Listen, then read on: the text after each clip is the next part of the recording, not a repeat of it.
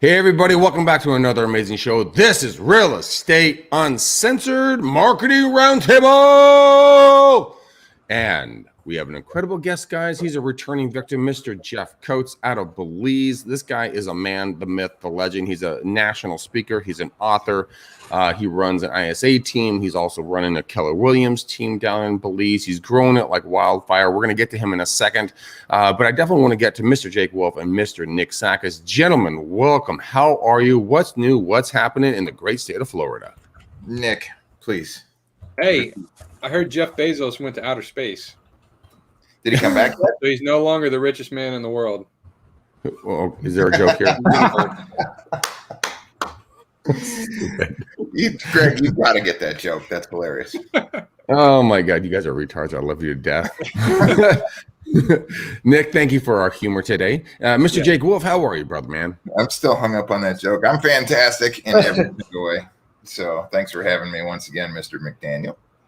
It is my distinct pleasure, but we're going to get to our distinguished guest here, our wonderful author, speaker, gentleman among gentlemen. But before that, we have our countdown.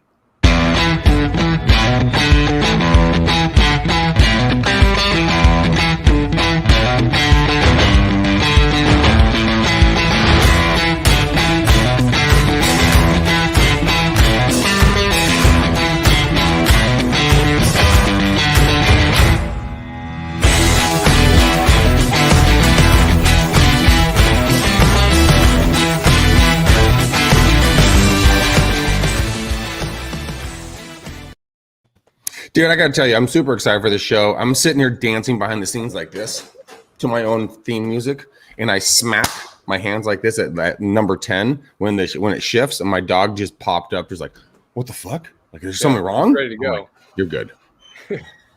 Stupid dog. But we do have someone who's not stupid. We have Jeff Coates here, guys. Like I said before, he's an author, a speaker, a trainer. He's a real estate agent. He runs a ISA company out of Belize. Guys, please welcome Mr. Jeff Coates. How are you, my friend? Good. How's everybody? It's awesome to be on here. Love the show. Love watching what you guys put together, the content you guys push. If I could remember it all, that would be great. Makes all of us. Makes all of us. So we're going to talk about ISAs today. Now, I know that you and Jake are both running pretty large ISA teams. A lot of people kind of wonder in regards to when it comes to ISAs, how in the heck do you make these people successful? Because I mean, for me, I'm a horrible manager. I will admit that to the day I die. And Jake knows this because he always laughs at me because he does this. Jake does a silent laugh at me. He kind of gives me this smirk, like I knew you would suck at that. But you know what? But it's all in good love and good fun. And for you guys that are running successful ISA teams, how in the heck do you guys make these successful, Jeff, in regards to keeping them on point, on target, on task and everything else? I think it comes down to when you hire the ISA, understanding what their motivation is, understanding what qualities they have and how they can help maximize your team. I think that's the best two takeaways that I can say for being successful for other people is first, you have to be able to have the right people on those people's team. And a lot of people just say, oh, you want to be an ISA? Come with me. You want to be an ISA? Come with me. Let me hire you. Let me hire you. Let me hire you. And they think it's like a numbers game. And what I've learned over the last few years, a lot of years, is that you really got to get to know them, understand what qualities they have, what their strengths are, what their weaknesses are, so that you can figure out how to coach them into getting better results for the people that hire us. Hey, Jeff, I have a question for you regarding your specific groups and ISAs. Where have you found to best put people to work? Because when we look at ISAs over here, it's always about strategic placement to go ahead and buy back time so that we can go ahead and accelerate our business even more, right? Scale it up. So where do you identify, train, and plug your folks in, and where have you seen things to be successful? My biggest thing is because I'm here with the team, I train them personally. So when I'm training them, I'm hearing their voice inflections. I'm hearing their comprehension, not just their understanding of like scripts and the process and all that, but are they comprehending the process?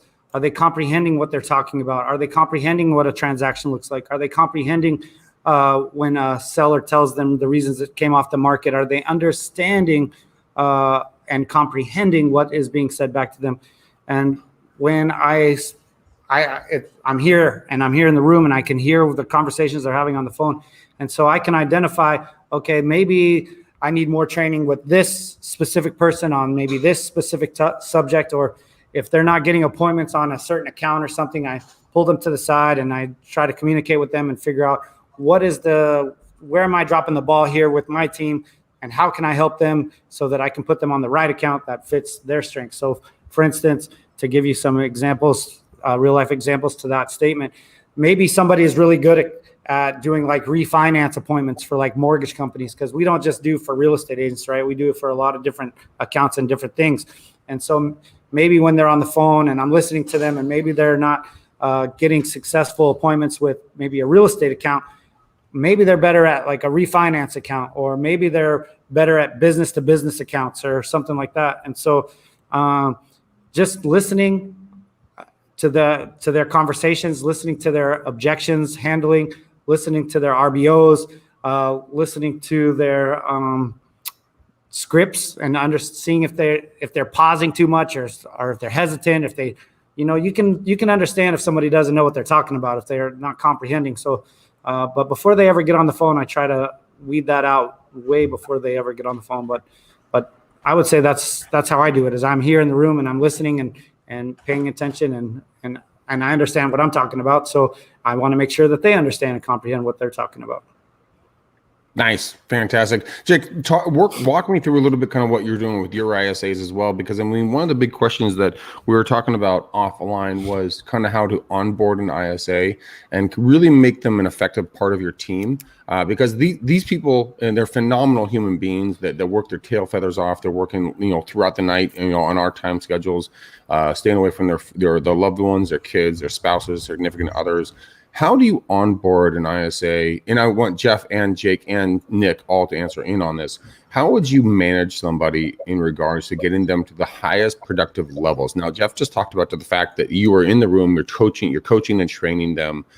Jake, you have a little bit of a different take on the kind of how you work it, but I want everybody to understand there's a whole lot of different opportunities here. So Jake, would you kind of just, dive into that a little bit, and then Jeff kind of give a rebuttal on your thoughts, and then Nick jump in on your thoughts as well. So Jake, on to you, my friend. Yeah. So I guess the big thing we've seen historically where people are needing to identify good quality labor for their business, right? So with an ISA type team, it just comes down to core hiring. So whether that's in your local area, if you're using a company like ours, like Jeff's, like Justin's, to go ahead and kind of source somebody. Our spin on things has been, we are interviewing, I would say, anywhere from 30 to 80 people on a weekly basis. They go through a 3-tier hiring process, interview process before they even get to us. And then they have to go through a whole training regimen.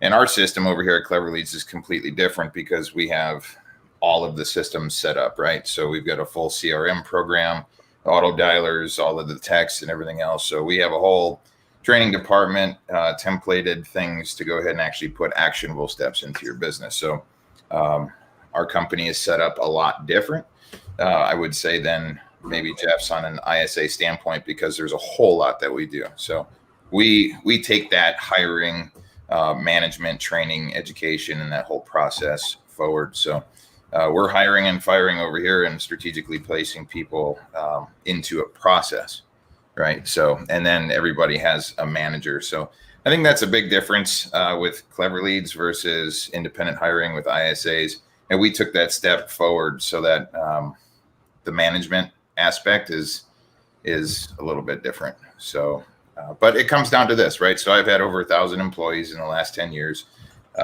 locally, US based, the majority of them, and obviously all around the world. And it comes down to effective hiring, training, and things like that. But you really have to go ahead and reflect inward with your business and identify the places that you want to buy back time. So hiring an ISA, hiring somebody to go ahead and pull into your office physically, or whatever the case may be. You just have to identify where you're replacing your time and moving things forward. And that's something that the real estate agents definitely find themselves in. We've seen it over the last couple of years where people will they'll start prospecting, they'll set themselves up for a couple hours or in the afternoon to go ahead and do some type of calling. And then all of a sudden, oh no, I've got a buyer and I've got to show them 10 houses. And then they've got more buyers, and then their time is just exhausted. So we see teams growing, obviously with more and more real estate agents as part of their team. But this ISA program really kind of helps continually filling the pipeline. And that's a big time savings. So yeah, that's a huge time savings. Nick, give me your thoughts on this in regards to time savings and kind of what your thoughts are on this. I mean, I think whenever virtual assistant or ISA gets thrown around, most of the time it's like this magic bullet or this mythical thing, right? They're still people. They're still humans. They might live in a different location, but if you take the mindset or the idea that you're going to hire this mythical thing for your business and it's going to do everything for you, you're going to lose. Whether you hire Jake or Jeff or you go and free up and try to do some yourself, like the benefit of having guys in your corner, like who are on the call right now, is they've already gone through the process. They've vetted, they have a system, they can put you in the best position to succeed. But don't think for a minute that you're going to hire an ISA or a VA and it's going to move the needle forward in your business if you don't have a plan set up for them. I agree. Yeah, Jeff, break it down when it comes to plans. I mean, everybody needs a plan. Everybody needs a guider, like someone who's going to walk by their side and help them through this stuff. So what do you do with your team? What should people do with ISAs in regards to guiding them? Nick brought up a great point there. He hit it right on the head. Actually, sitting in here day after day, hour after hour with this team and working with different companies and different agents, the biggest thing and the biggest aha moment that an agent could have is when you hire an ISA, it's not just like a magic pill, like he says. It takes work, and you have to have a follow-up plan. One of the biggest things that I see is working with the agents is there's no follow-up plan once the appointment is set. There has to be some kind of follow-up plan besides picking up the phone one time and giving the lead a call and oh, they didn't answer, let me send this back to the ISA. And there has to be a strong follow-up plan. There has to be some tricks, like the things that I kind of teach some of the agents that we work with is we try to get you to use Calendly. Calendly is a free link that allows us to set the appointment right to your calendar as the agent. And once the appointment is on your calendar, then if they call the lead for the appointment and the lead doesn't pick up the phone, I tell them, man, screenshot your appointment in your phone and then send that screenshot as a text message to the client. So, and remind them, hey, nobody wants to not keep their word, right? Everybody wants to keep their word. If I say I'm going to meet you or I'm going to talk to you on the phone, I'm going to keep my word. I'm going to be there. So I express to the agent, man, send a screenshot of that calendar event to the lead and say, hey, man, I just tried to give you a call and I had you in my calendar for today at 4:00 and just wanted to know, is this a good time? 99% of the time, almost, I would say, people reply back to that text and say, oh, man, I was in a meeting. I'll shoot you back. Having a strong follow-up plan as the agent and have little tricks for engagement with the appointment, I feel like is key for a real estate agent, not just for the ISA to be blowing up somebody's phone saying, hey, your appointment's today at 2, today at 2, today at 2, tomorrow at 2, today at 2. And then the agent calls at 2 and then they don't pick up the phone or whatever. The agent has to have a solid plan, set of text messages. We have their email address, maybe an introduction to who they are, something about that for the client. And then even more, like some of our successful agents, once we set an appointment, they send an introduction text. They say, hey, thanks for the appointment. I look forward to talking to you Wednesday at 3, something like that. Just having a strong follow-up plan as the agent versus the ISA, because the ISA has a strong follow-up, at least we do here. The agent should have a strong follow-up plan once the lead has identified themselves as wanting to sell or list their property or buy a property. Once that's been identified, the agent should also have a system and a plan. Nice. I love it. So, gentlemen, all three of you guys, I want you guys to weigh in as everybody and anybody jump in whenever you want to. When it comes to a follow-up plan, it's a very vague, cliche, term like, oh, so I have a follow-up plan. Great. Yeah. What the fuck does that mean? Like, what does that entail? What do I have to do personally, physically, financially, emotionally, mentally, the whole 9 yards? A follow-up plan means what to Nick Sakis? It's a system of events, a task that somebody has to complete. Whether it's you or somebody that you're paying, somebody on your team, there has to be a systematic approach to communicating with people that have never talked to you before, right? And if that follow-up plan has to include some sort of text, some sort of email, some sort of phone call, and media buying space, it would be some sort of retargeting on the back end with paid advertising.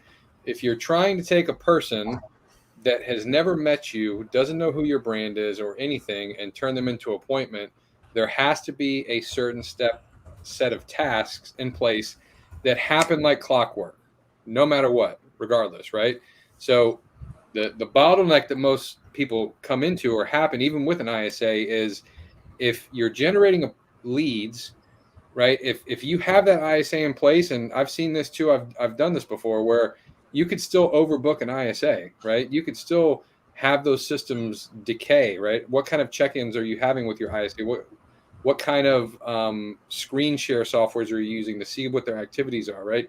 You as the owner, you as the person paying for the ad spend, getting these people in the pipeline, you have to be on track of all that stuff, right? So what kind of systems and communication are you having with the ISA or with Jake through Clever or with Jeff through his systems or whatever? Like, you still have to be on top of it. Don't just hire an ISA, think that they're going to do the follow-up because you said, here's the sheet, here's the Excel spreadsheet of all the touches I want you to do, and then you don't have any communication or proof to figure out what's going on. You have to be on top of it. Of course. Yeah, good point. Jake, what's your thoughts on this? So over the last 2 years, we've statistically taken a look at the difference in production of a managed program that has specific outlines and actual milestones on a daily basis. Our programs are 97% more effective than letting a real estate agent do it for themselves because they just don't have time to do the things necessary to grow and scale their business. So most everybody wants more revenue. They have to go ahead and fill up their pipelines.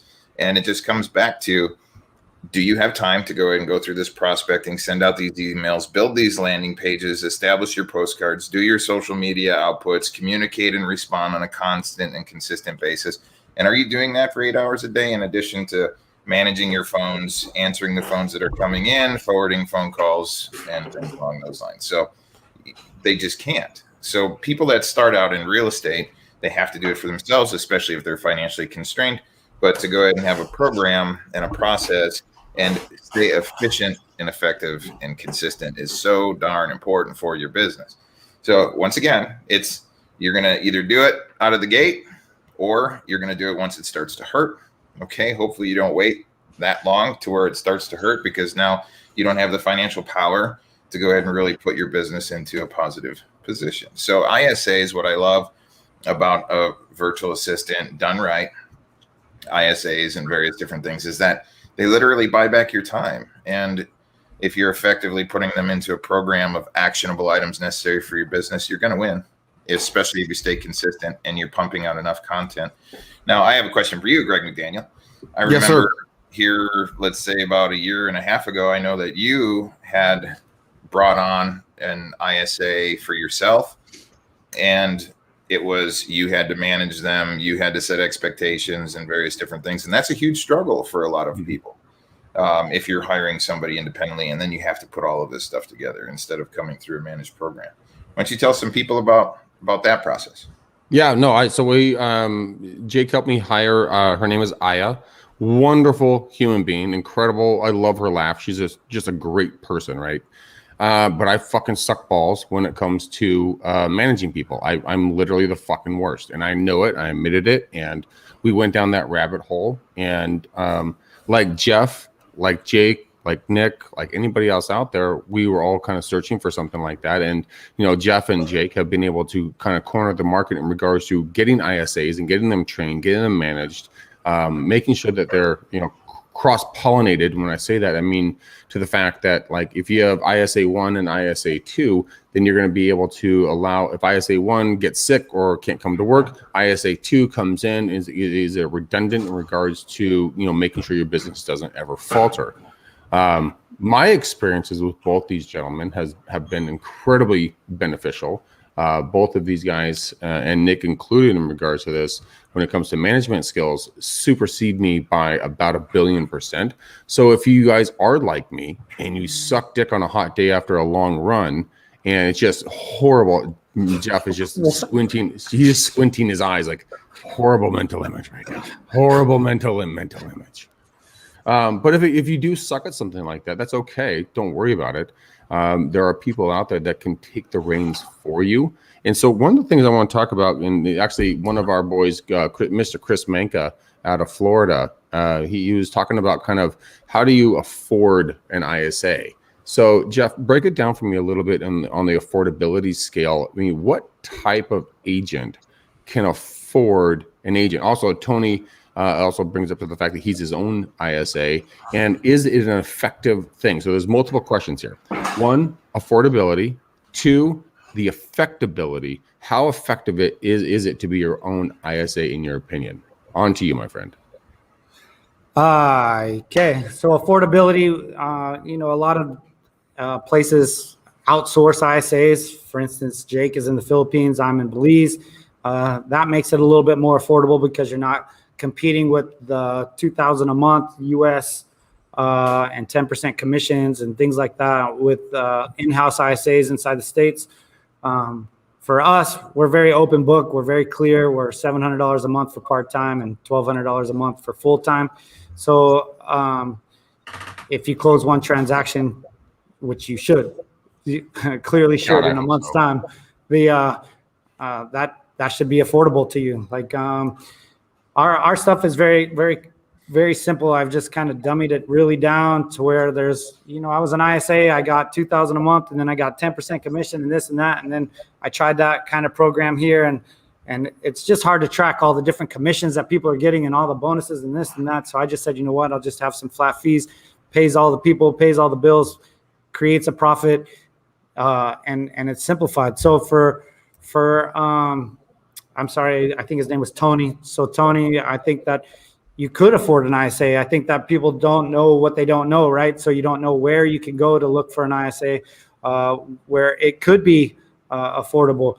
Plus, there's a lot of different programs out there that take advantage. So I would say do your research. Make sure you do your research so that you don't get stuck in a plan where you're paying somebody and not getting any results. I get that a lot from people that hire us here. So I would say that. And as far as being your own ISA, I think it's good for everybody in real estate to start out as their own ISA, to be honest, because then you learn all the scripts, you learn all the techniques and all the conversations that are happening on the phone. And number 2, you realize how hard it is. And then once you realize how hard it is, then you realize how you can leverage it later. And it gives you a strong foundation for your real estate career. That's my personal belief because that's how I started. But I think that it would be, if you're a very busy agent, I think it would be very difficult to be an ISA and be an agent at the same time. Yeah, unless you have a very systemized program where you're prospecting a couple hours a day and doing the rest of your real estate business throughout the rest of the day. I mean, it's possible, but I wouldn't do it. And we're not paid to be ISAs. I mean, we're paid to negotiate contracts, list properties, show homes, end of story, right? And that's really pretty much where our wheelhouse stops. Nick, as a marketer, I want you to jump in because Jeff brought up something really important right there, talking about that you shouldn't have to be your own ISA. If someone, and this is coming straight from Tony's mouth, so I'm not trying to plagiarize it or anything else against him. He's saying that, sometimes money's tight. So Nick, as a marketer, and then I want to go to Nick, I want to go to Jake, and then back to Jeff. If you're rubbing 2 pennies together to heat the house, how do you do that efficiently at a low cost, no cost budget?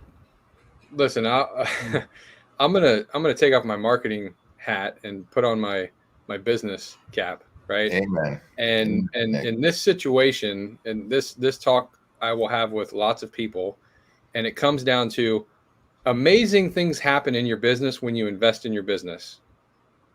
Like at the end of the day, right? You don't have $1,200 and you can't afford to have an ISA. You can't afford not to have an ISA. And here's what it comes down to. As independent contractors, as people who work from home, how do you classify a perfect day? So Greg, I'm going to ask you, I'm going to bounce back this to you, right? What classifies a work day for you? And then I'm going to get into what I teach people, what classifies an actual work day. Okay. Work day for me. I get up in the morning. I get myself ready. I get my girlfriend out the door with her lunch made, to get coffee made for her and for myself, of course. Got to get the brain moving. Take the dog for a walk. I'm back in the house by 8-ish, give or take. Do a short little workout, and then I jump into my work day. And then from that point forward, I have my schedule. I live by my schedule. If it's not on my schedule, it doesn't exist. So I try to book out my day, or I have my team manager or one of my ISAs, Karen, books, calendar appointments for me. And then I operate off of that, and I fill in those gaps between those appointments or calls or videos or whatever else it's going to be, with either creating video production, going out there and meeting a new business, talking to the Chamber of Commerce, trying to get involved in the community where I'm around, so that I can be the point of conversation. Like when I'm at the dog park, I know I say this all the time, and forgive me for all of you guys that have to listen to me say dog park every single time. This should be a drinking game every time I say dog park. You guys all be wasted by the end of the show. But I mean, I've had a guy, Robert, and I got another guy named Bob, and two other ladies who have already approached me in regards to talking about doing real estate transactions, purely because I'm showing up on a consistent basis. So showing up, like I said, on a consistent basis, probably one of the biggest things. ISAs help you do that, because they can be there when you can't be. So that's kind of how I run my business on a daily basis. And then my team manager beats me over the head with a lead baseball bat if I don't make my calls back when I'm supposed to. So that's awesome. How I run. You have a schedule that you stick to, right? Yes. And I just kind of put you on the spot. I just wanted to you guys to wrap your mind around this, right? So we have business days. What would we consider business days? If you're going to bed at night as an entrepreneur and you're having this anxious feeling that you didn't do enough that day, or like you didn't have a closing that day, so you feel unsuccessful, or you didn't prospect that day. So I think of it very simply in 3 different buckets. Okay. You need to work in your business, on your business, and for your business. Yep. If you can check off those 3 buckets every single day, then you've had a successful business day. So what is in your business? And this is typically, and I'm not singling out Tony, but when Tony says something like, I can't afford to hire an ISA, it's because you are in your business every single day. You consider your business to just be in the business, right? I'm only following up with people. I'm only doing real estate transactions. I'm only showing homes. I'm not working on my business.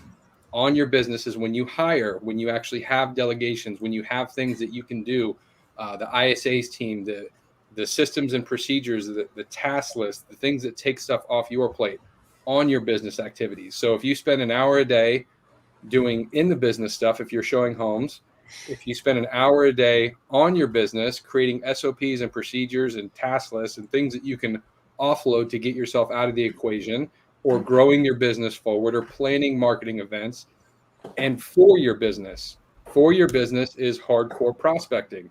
If you don't work for your business, if you're not talking to new people, then what did you do today? So those are the 3 buckets. An ISA can help you on the for your business side of things. So if you're checking off all those boxes every single day, if you're prospecting, if you're showing homes, and you're also doing activities to help you remove yourself from your business, that would be a successful business day, in my opinion. That doesn't mean you're closing a deal every single day, but you're moving the needle forward. So out of those buckets, think about how you can wrap your tasks and your daily activities around you. And if you can fill up those buckets every single day, you can rest easy at night knowing that you're moving yourself forward. Dude, love it. Jeff, thoughts? I was taking notes right there. I'm sitting here typing over here. I was like, man, I agree. I agree with that. I think that you got to take a step. Sometimes you have to look at your business and you say, man, what am I doing? I would ask Tony, I would say, Tony, if you're making calls and you're doing everything every single day and you're doing every single piece of your business, where are the closings? Because if you're doing all that, then you should be having some closings, which means you should be able to afford an ISA, right? So I would probably, and some people don't like to hear that, but that's very in your face, I would say, as a statement. But that's what I would say. If you're doing every single thing in every piece of your business, and you are taking extreme ownership, like you say, and you're doing these your business 100% by yourself, I would say awesome. There's a lot of successful agents who do that. But I'm saying to you, if you wanted an ISA, if that's something that you wanted, then you should have some closings, which should give you the money to be doing something for your business, like he was expressing. So that would be my thoughts. Okay. I love it. Tony, appreciate your comments, brother, as always. This is Batman talking to Robin. I enjoy Yeah, we're not picking on you, bro. Thanks for coming. Yeah. Definitely not. One of the things I want to kind of pivot to really quickly is leveraging the people around you. Let's say you're just starting out, or maybe in people's instances, the money might be tight, or time might be tight, whatever it might be, right? So if you couldn't hire an ISA right away, would you hire your 15-year-old daughter or son to make some calls, or your sister or your brother-in-law?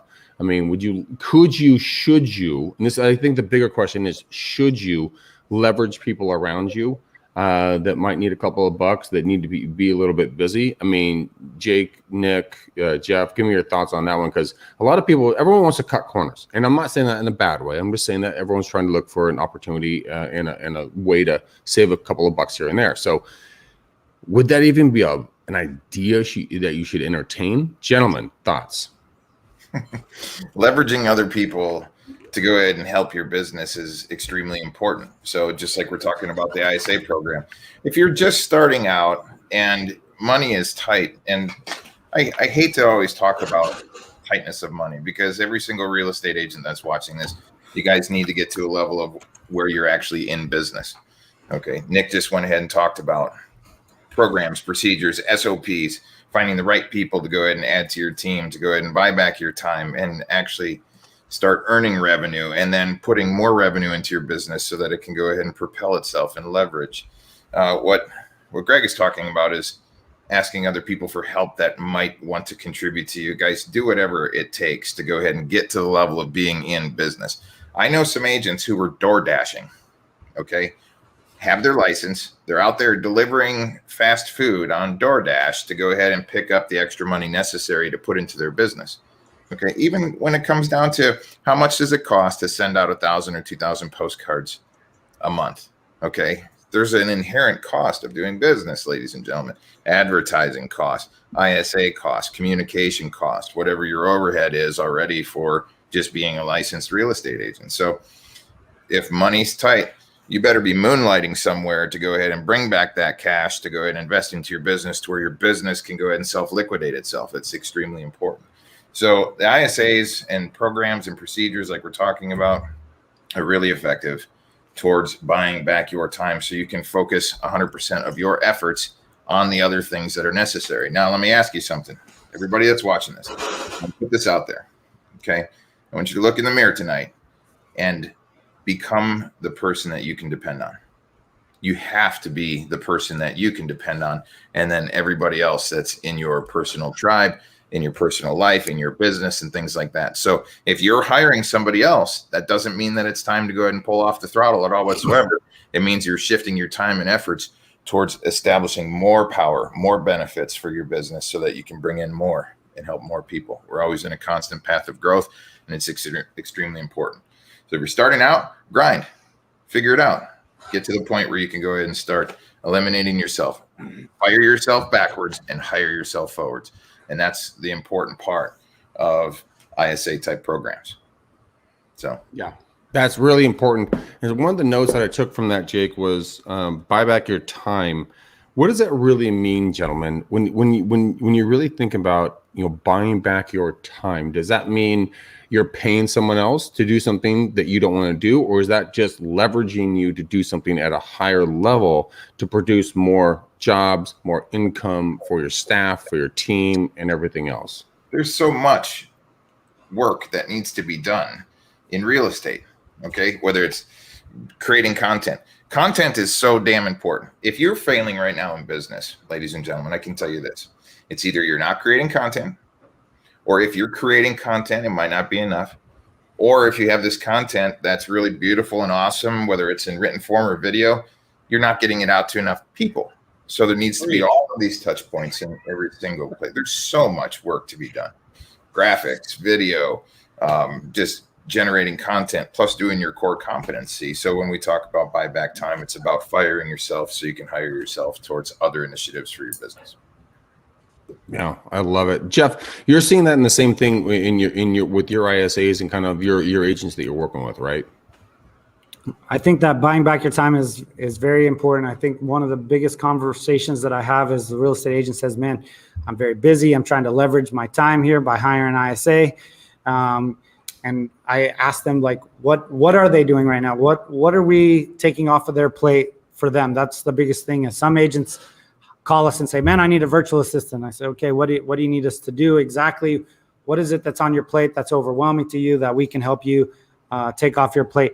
I think that buying back your time is a huge deal. And I think that's the point of having an ISA. I see a lot of the different tasks that some of the ISAs do here and the virtual assistants that we have here. I know everything that they're doing, actually, but I see these tasks and I say to myself, man, that's a nightmare. Like, that's a lot of work. Like some of the ISAs here that do some of the work here, I say to myself, man, if this guy or this lady was doing this themselves, they would have no time to do their business, their real estate business. Like, this is when I created this company here, that was my vision, is to try to take something like that off of somebody's plate, put it with somebody else here.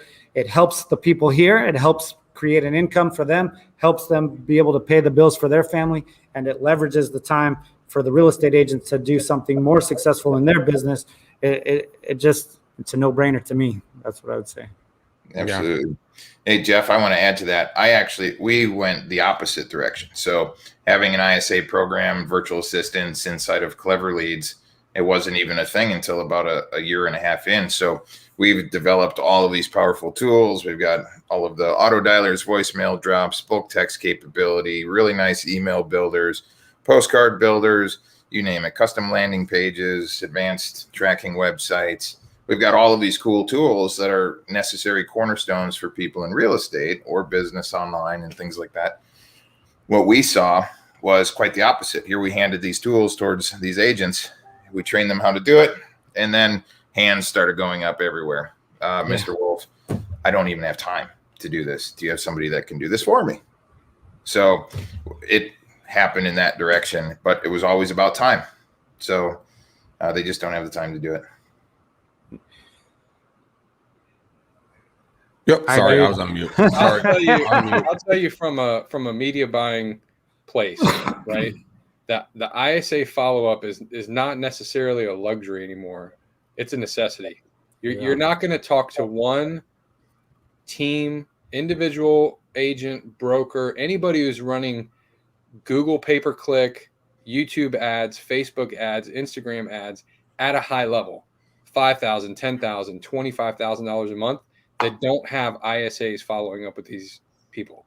Amen. And every single market that you look at in the United States, every lead that you think you're getting exclusively through Facebook or whatever with a lead form, that lead is clicking on 10 other agents' identical ads, and they don't know you from Adam.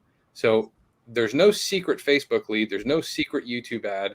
It's literally the consistency and the volume, tying that together with the ISAs that will follow up and tee up the appointments for you. Now, there's other people that talk about you should always be the one doing the sales yourself. And that's true, right? You're the real estate professional. You're in a sales business.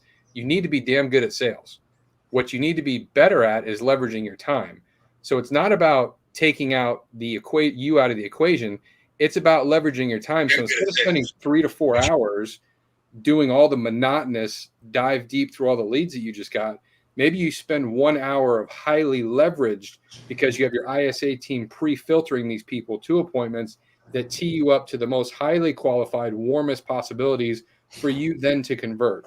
You're still the salesperson. You're still in the driver's seat. You're just leveraging your time more.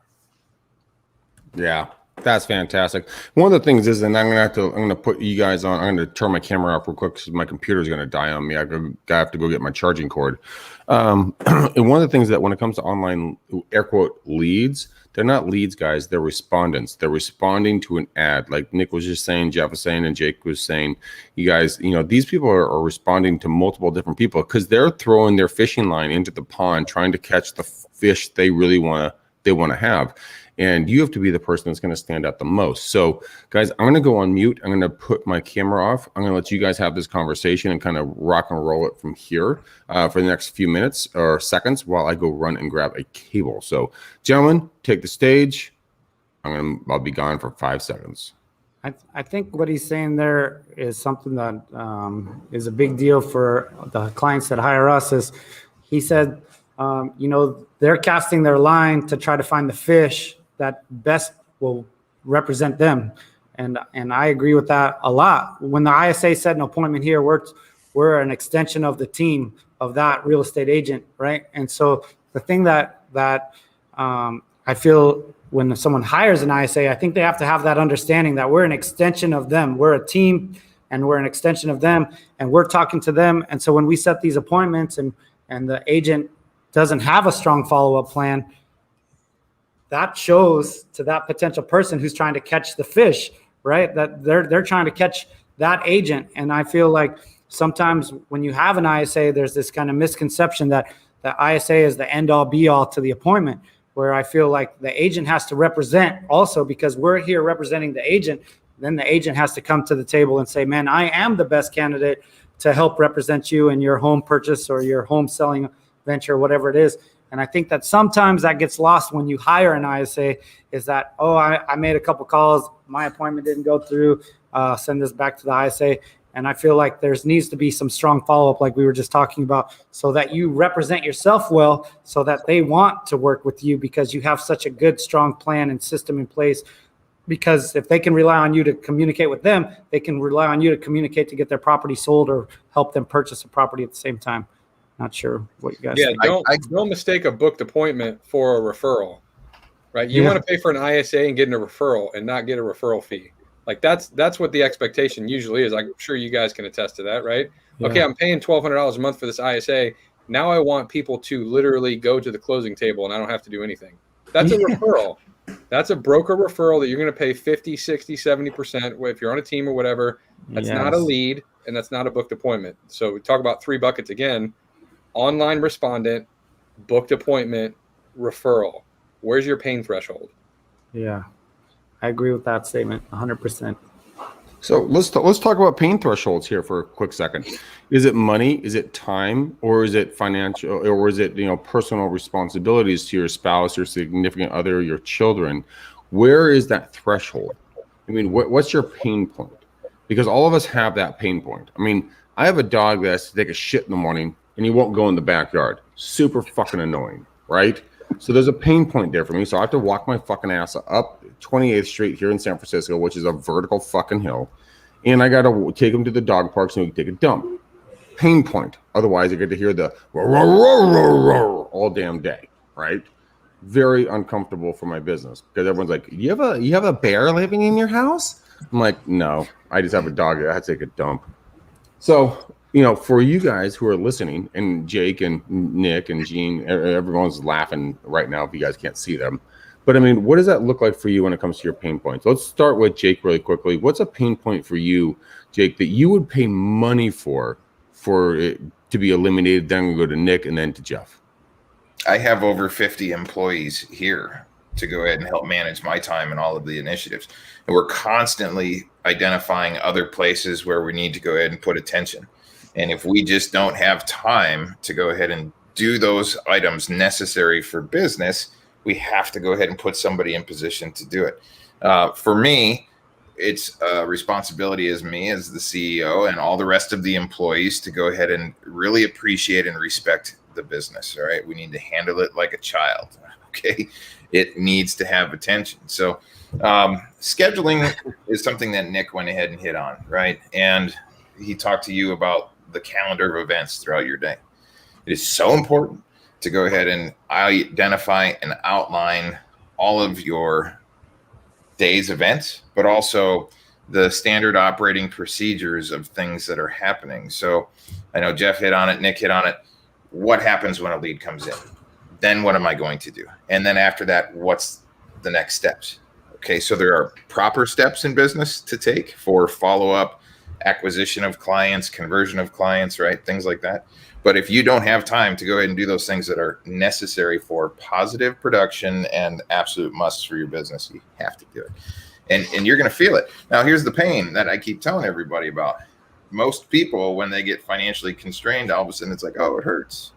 And now it's sometimes already too late to go ahead and bring it back to where it should be. Don't get there. Keep moving forward. Always be moving forward. Stay consistent. Create content. Get it out there. Go, go, go. Don't ever stop. So, yep, that's the necessary evil of doing business, ladies and gentlemen. You have to get through it. So yeah, you really do. Fighting through the hard times in life is the biggest thing. I know, Jeff, if you want to share a little bit about kind of some of your past, because you fought through some seriously fucked up shit, bro. Like holy macaroni. You have fought through some incredible stuff. You've written an incredible book. So if you want to describe briefly about your book, kind of a little bit about your past, because a lot of people are a bunch of fucking snowflakes. And they're like, oh my God, I stubbed my toe at such a horrible day. When in reality, I mean, you lay hammer down on kind of what you've gone through and let people understand what real hardship is and how you've come and you become victorious through it. Yeah, that's a loaded spot there, bro. Yes, it is. Yes, it is. Only if you want. My story's pretty long, but the basics of it is I went to prison when I was a 14-year-old kid. I did 17 years in prison, and I was in there for a while.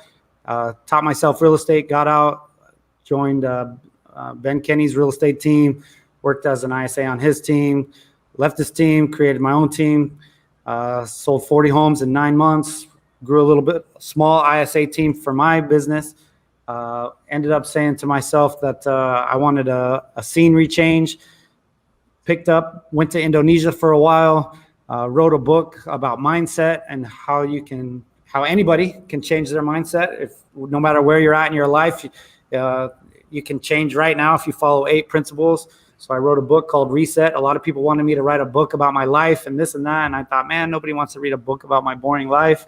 And then I said, well, what if I wrote a book about my life, but I put in place 8 principles that anybody can follow if they're going through some hard times or hard stuff in their life and they want to move forward and they want to change. And so I wrote the book Reset, and put the 8 principles in there. And from there, moved to Belize.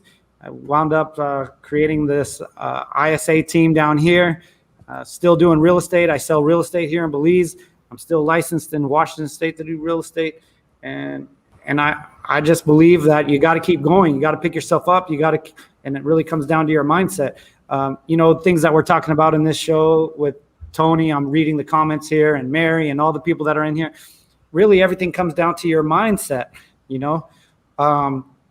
how, like right now, Tony's like, man, if you're strapped for cash, you're strapped for cash. Man, I've been strapped for cash. And I looked around and my friends wanted to help me there. And they were like, how do I get into real estate? Well, come sit with me and make some phone calls and I'll help you get into real estate. And I've done that. I've done that for several people actually. And so, it's just about your mindset. What is something different that you can do to help your business? Another thing that I want to answer is someone taught me was interns. Like there's a whole intern site that you can go to for certain universities. And sometimes interns want to be in real estate. And I've hired interns before to do calls and so just mindset. So I know that was a long answer. That was my past. I jumped out of that subject real quick, switched up the topic. Yeah. But that's what I would say. No, dude, I love that. I mean, I love your past. The reason I love your past so much is because a lot of people think if they go through trials and tribulations that they can never come back and rebounce out of it. You've done that in strides, man. And that's why I love you so much, dude. I think you're just an absolute inspiration. I mean, yeah, you did a dumb thing. You paid your price. You came back out. Now you're making the world a better place. And a lot of people think that just because I didn't get a yes or a lead today, I'm a failure. Motherfucker, you ain't a motherfucking failure. Okay? I tell people this. Hold on, let me grab this right here. I can't wait for this. I tell people, everybody say, oh, I didn't get a yes. I didn't get a yes. I say, well, go get this book then and go for no instead. Yeah, great book. So I don't know. That's right here. My team, I've had that talk with my team here. Like they get frustrated because there's no yeses in the day. I'm like, stop going for the yes and go for no instead. So exactly, it's just about changing your mindset so that you can focus and get to the desired result that you want.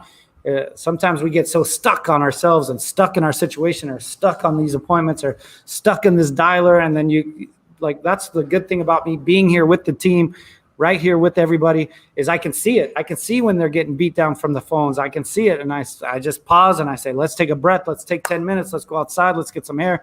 What's the problem? How are you feeling? Like, that's the thing about being here in the call center with everybody is I can feel the environment. I can see what's going on because I want them to be successful. Not just them, but I want to be successful for the agent. But the agents aren't here living with me. My team is here living with me. And so I want them to be successful also because the yes means something to them, just like it means something to the agent because it makes them feel good too, right? So that's one of the strong benefits about being here, hands down, on the ground, in the room with these guys, is I can feel the vibe and I got to keep them up.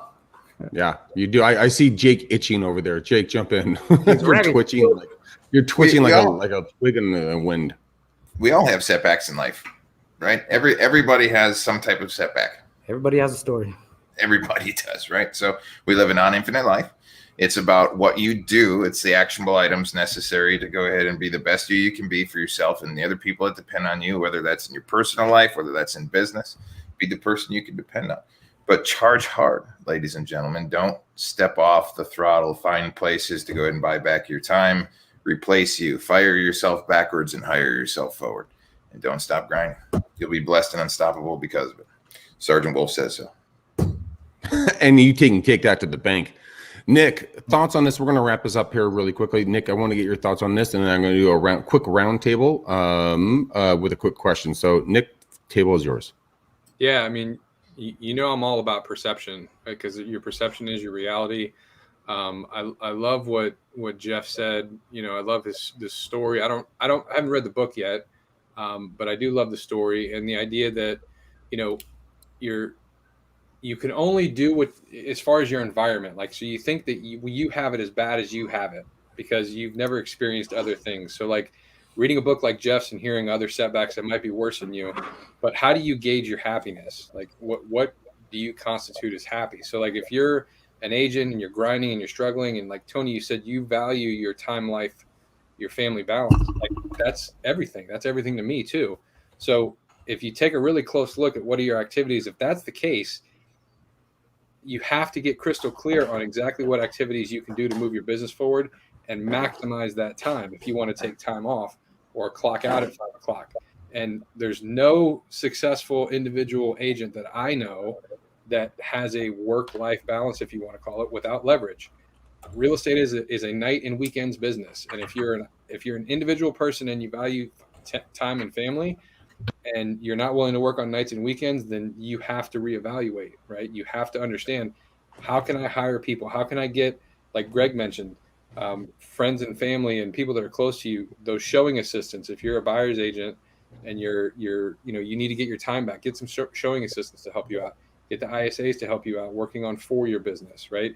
But getting crystal clear on what makes you happy. A lot of times we equate that to a piggy bank, but if really focused time with your family is your happy place, you got to backwards math it. You got to figure out and then write down and be accountable for the hours that you are spending in your business. You have to be accountable. Yeah. Accountability is number one, 100%, without a doubt. And guys and gals, anyone who's listening to my voice or watching my face right now, along with these three incredibly handsome, intelligent gentlemen, Value yourself to where's the highest opportunity for you to succeed. AKA, when I do calls, like I'm going to do calls with the Red X, later today, my time value management is going to be high there because of the fact that I'm going to go in, I'm going to help a lot of folks. Jeff and Jake and Nick, when you guys are working with your clients, either real estate and or in your marketing and ISA careers, what you're doing and what my father taught me is that your mindset shifts everything. So when he was started marketing, he went out there with the mindset that he had to cure for polio because his brother had polio. And he says, I'm a doctor and I have the cure for polio. I'm here to help you. And the other thing was that he was broke as a joke. And I'm talking fucking broke. Like he had to borrow $50 to take my mom on a honeymoon. Damn. That's some fucking broke shit right there. And you know what? He didn't care. Because he said, everybody likes me. They just don't know me yet. And so he goes out there and he meets every single person and he hands them a business card. And so if you guys don't want to do calls, you don't have the money for ISAs yet, take 25 business cards, go out every single day, hand them out to every single human you come in contact with until you can come home. And then the next day, do it again. Then when you get the money, hire a good ISA team through Jeff or through Jake or through Nick or through whoever you want to hire through, and then let them leverage your time so that you can just be closing, negotiating, and writing offers. So guys, go out there, be powerful, be the human being that God meant you to be, because you are more powerful than you can ever imagine.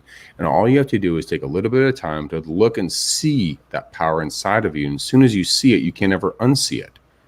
And all of us are here to say, look, we are a clusterfuck dumpster fire of problems and issues and things we've done wrong. Okay? But we're also here saying that we've succeeded because we've never stopped. Jeff went 17 years in prison. He didn't stop. Nick went from 400 plus pounds. He's like 180 pounds now? I mean, no, what do you have? Not that far. Almost. But close to it. But very close. Jake, he's picked up and he's moved his family multiple times for the best of their financial and just mental health states, into different places. But it's been a radical transformation. He's ran multiple different companies. I've failed out of college, barely got through high school. I cut my teeth on the hard streets of real estate, losing $25,000 a deal when I screwed up. We are all imperfectly perfect, guys. Never, ever misunderstand that. So when you see a failure or a flaw, understand that that's a building block and an opportunity to grow, not a place to shrink. All right. True. That's the end of story. And Jeff, on closing notes here, so we're coming tight in on our 1 hour here. I want you to tell everybody, because you have your book and they can download it on Audible or they can get a hard copy. Where can they go get those? So you can get the book on Amazon. You can download the Audible from Audible. If people are interested in this and you're strapped and you don't have the cash for that, I have 4 codes that I can give away for the Audible to download for free. You can wait, Jeff. You misspoke. You misspoke. Tell me. You only have 3 codes because I'm taking one of them. Okay. All right. So you can check out the book there. You can buy it from Amazon. You can download it from Audible if you need the codes. I have 3 codes since Greg's going to take one. And then I'm also doing a reset retreat on mindset in the country of Belize in September. It's going to be from September 16th to the 20th. If you really want to come and just refresh yourself, get a different perspective, start breaking through some of the obstacles that you might have in your business or your life, and you won't want to miss that. You can check that out at reset.com, res3t.com, and you can register and go through that. Anything else, I'm down for anything. I'm a pretty personable guy. If you reach out to me, we can make something happen, I'm sure. I can attest to that, guys. Jeff's an awesome human. That's RES and the number 3 and then the letter T. Go there and grab and get a copy of your book. Nick, how can people get a hold of you and get into your sphere of influence? Yeah, if you want to check me out on any of the socials, at Nick Sakis. If you'd like to talk more about our media marketing system, we have a step-by-step system to help you create more content, unique content for you. in your market, distributed through all the social medias and paid advertising. Go to getamplifiedmarketing.com. I don't have a book. I wish I did. Maybe I should work on that. I do have a Facebook group if you want to join. We have a lot of fun in there, some interviews. I go over our systems, and that is Real Estate is a Joke. So search that on Facebook. And yeah, look forward to talking to you. Fantastic. Love it. It's getamplifiedmarketing.com, guys. Make sure you guys go there. It's on the screen right now. And then, of course, Mr. Jake Wolf. How do people get in the Wolf Pack? Well, they come on over to cleverleads.com, spelled right here, KLEVR leads.com, and we'll dress you for the success party in real estate. A lot of things that we do for folks. But normally I'm just hanging out with Greg McDaniel, so you can also go ahead and call him on his phone number. Greg, what's your phone number? My best phone number is 925-915-1978, like the year. And Jake is taking notes like a good boy that he is. If you guys are tired of being a part of the small wolf pack and you want to become a part of the big wolf pack, go ahead and come over and hang out with us, guys. We are hiring for our EXP team. We got incredible stuff going on. We are doing a trucking side of our company where we can move you anywhere in the lower 48 states for free or at a lower cost. We're going to knock 70% off of that. So if you guys are interested in learning in regards to some of these incredible fun things, hit me up. Let's hang out. As Tony would say, this is Batman. And that's an inside joke, by the way. But come on over, hang out with us, guys. Gentlemen, final thoughts, theories, concerns, and before we get off the air. Tony. Not Tony. What the fuck am I talking about? I just saw Tony's comment on the side here. Jeff, go for you, buddy. I would say that looking at the comments, the best place to hire an ISA, you could go to digitallyconvert.com. You could check us out there. But I would say do your research. There's all kinds of different places to get ISAs. Clever Leads provides ISAs. There's a ton of different places. But if I wanted to self-plug, I would say go to digitallyconvert.com to check us out to hire an ISA. Guys, go there right now. Go, figure out an ISA program and platform for you. Hit that up immediately. Nick and Jake, before we jump off, thoughts? Nick, quick.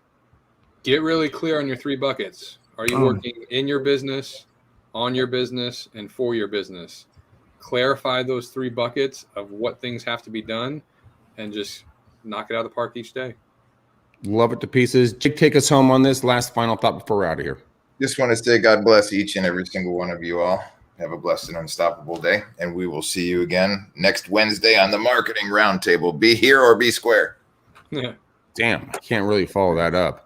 All right, guys. Hey, thank you so much for watching and listening to our show. We really appreciate you. We cannot do this show without you. Go everywhere and anywhere that you guys are listening or watching the podcast. Give us a 5-star and a 2-star review so the algorithms will please kick us back up so that more people will be able to enjoy our lustrous voices and all of our bullshit banter, which obviously makes it a lot of fun. If you guys like anything that you hear, please tag Jeff, tag Nick, tag Jake in those comments. And until next time, guys, peace out, ninjas. We gone.